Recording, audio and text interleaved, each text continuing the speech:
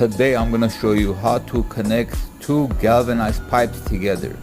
You will start off by applying Teflon tape clockwise position, at least 3 or 4 turns.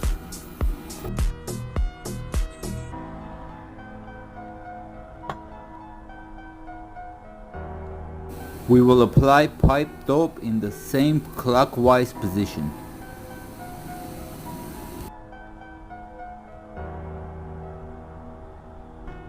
We'll start securing the pipe fitting, and the pipe dope would help lubricate the process.